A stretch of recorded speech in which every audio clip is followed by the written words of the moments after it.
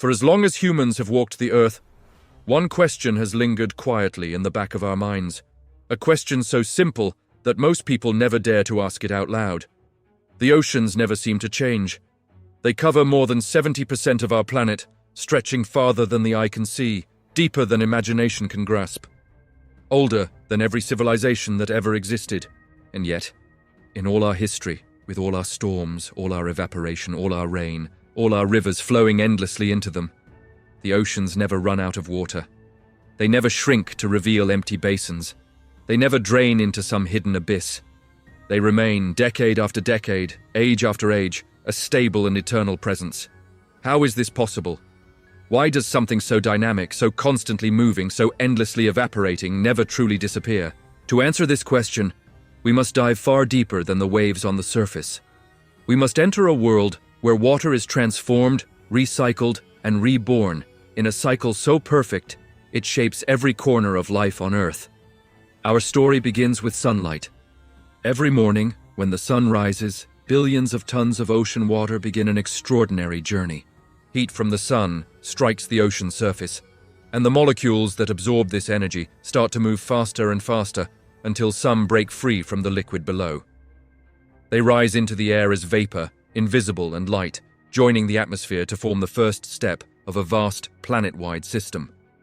This process is so powerful that the oceans lose more than 500,000 cubic kilometers of water every year. If nothing returned to them, the oceans would vanish completely in a matter of thousands of years. But they never do, because water doesn't disappear. It transforms. As vapor rises, it cools.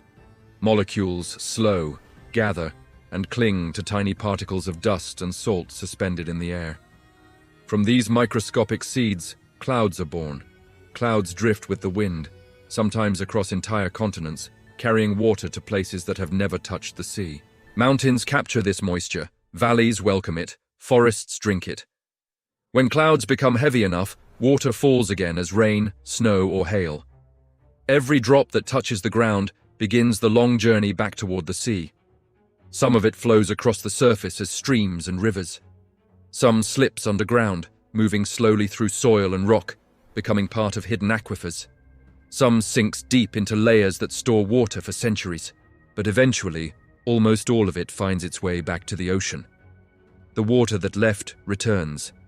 The cycle continues. This endless recycling is known as the hydrological cycle, and it is one of the most elegant systems in nature. But what makes it truly astonishing is not simply that water moves, but that it moves in perfect balance. The amount of water that evaporates from the oceans each year is almost exactly matched by the amount that returns through precipitation. If evaporation increased slightly, the oceans would shrink. If precipitation increased, the oceans would grow. Neither happens in any significant way. The system, despite its complexity, maintains extraordinary stability. It is as if Earth has built within itself an invisible mechanism designed to preserve its oceans across unimaginable spans of time. But even this perfect cycle is not the whole story. To understand why the oceans never run out of water, we must go deeper, beyond clouds, beyond rivers, beyond storms. We must travel into the interior of the Earth itself. Because water does not only move across the surface, it also moves through the planet. The ocean floor is not a static, unchanging landscape. It is alive, shifting, cracking, and rebuilding as tectonic plates drift across the mantle below. At the boundaries between plates, especially at mid-ocean ridges, seawater seeps into deep cracks, making contact with hot rock buried beneath the crust. This water reacts chemically, becoming part of the minerals it touches. Hours later, or perhaps centuries later, volcanic activity releases that water again in the form of steam and gases. It returns to the ocean, unchanged in essence. Over millions of years, the planet breathes water in and out through its crust. During subduction, entire sections of ocean floor are pushed downward into the mantle. The rocks that descend carry vast amounts of water locked inside minerals. Deep underground, heat and pressure break those minerals apart, releasing water vapor that rises through volcanic channels.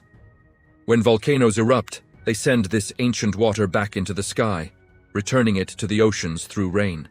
Some of the water in the seas today is older than any mountain, older than any desert, older than life itself. The ocean does not merely recycle water above ground, it recycles water throughout the entire planet. Still, one question remains. If the oceans lose water through evaporation, through plate tectonics, through chemical reactions, why don't they slowly drain away over millions of years? The answer lies not only in water's movement, but in the sheer quantity of water Earth holds. The oceans contain more than 1 billion trillion liters of water. The amount lost to tectonic activity, chemical binding, and atmospheric escape is tiny compared to this vast reservoir. Even if Earth lost 100 times more water each year, it would take billions of years for the oceans to shrink noticeably. And during that time, other processes would replenish them. Comets, for example, carry water ice. In Earth's early history, comets and meteorites delivered enormous quantities of water to the planet. Even today, tiny amounts of water still arrive from space. But even if no new water ever came, and even if Earth lost more, the hydrological cycle would still keep the oceans stable for countless ages. Because the oceans are not just bodies of water, they are the beating heart of Earth's climate system. When water evaporates, it cools the surface. When it condenses in clouds, it traps heat. When it falls as rain, it nourishes forests and feeds rivers. When it returns to the ocean, it balances salinity, temperature, and nutrient cycles. Earth has evolved alongside its oceans, and every process on the planet participates in the dance of maintaining them. In truth, the oceans never run out of water because Earth is a closed system. Almost no water escapes into space, and almost none is permanently lost underground. Water transforms, but it does not vanish. It travels endlessly, shifting states, shifting shapes, shifting locations, but always returning. The water in the air was once in the sea. The water in your blood was once in a cloud. The water in ice caps was once in ancient oceans. Every drop is part of a story with no beginning and no end. Perhaps this is the true beauty of our oceans. Not that they are vast, or deep, or ancient, but that they endure. They are mirrors of time, reflections of Earth's ability to sustain balance, to recycle life, to renew itself. When we stand at the edge of the sea, watching waves rise and fall, what we are seeing is not just water. We are seeing the pulse of the planet. The ocean breathes, evaporates, condenses, rains, and returns, repeating this cycle billions of times without ever losing itself. This is why the oceans never run dry. They are part of a living system, one that transforms but never ends, one that moves but never disappears, one that reminds us that nothing on Earth exists alone, and that everything, even the oceans themselves, is part of a cycle far greater than we often realize.